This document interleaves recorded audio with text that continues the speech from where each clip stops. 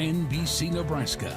Your live, local, 5 o'clock news starts now. Trusting someone to watch your children while you're away is a monumental task.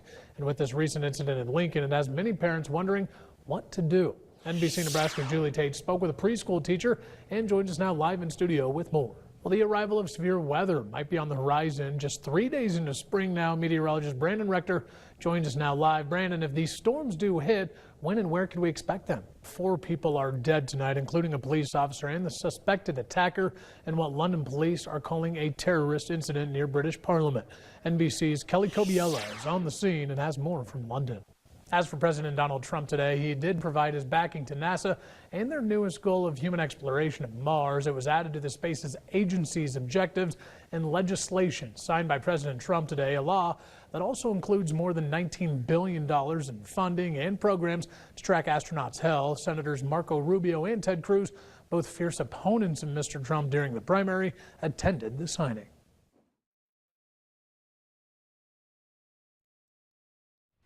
Thank you, Jackie. We do have some updates to bring to you here. Just east of Hastings, about 3 to 4 miles east of Hastings on Heartland Avenue, a semi-trailer has collided with a train. Hey, Catherine, we're here on the red carpet once again at NBC's The Voice, and it's been an emotional week to say the least for Hannah Houston. There are plenty of headlines heading into the 2014 New Orleans Saints training camp. One of the big ones on day one, though, was kind of a funny one. Head coach Sean Payton, he inserted himself into the team's conditioning drills, and he took the test, and after a lot of deliberation, he said he's just glad he passed the thing.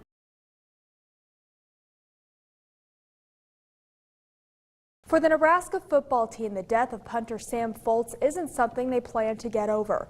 They also know the pain of Sam's absence won't lessen, and it's why heavy hearts that some of the top Huskers spoke to NBC Nebraska tonight.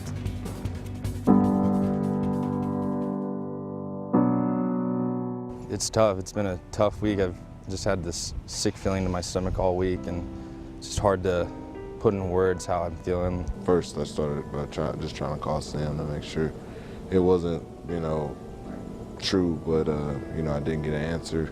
And then I called Drew. Nebraska punter Sam Foltz died in a one-vehicle accident on July 24th, turning the world upside down for the Nebraska football team.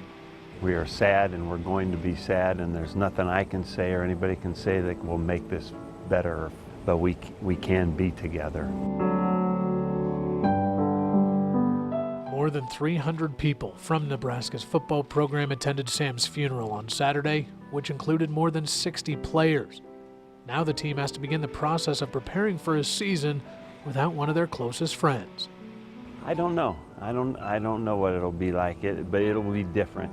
We'll all more than notice that he's not punting. The Huskers open up fall camp Thursday, and they'll be doing so with memories of Sam still fresh in their mind, including the team's starting quarterback, Tommy Armstrong. Yell across the room, I'm the 4th down quarterback. In my eyes, he's always going to be the 4th down quarterback. I try to keep him off the field as much as I could. And, I guess,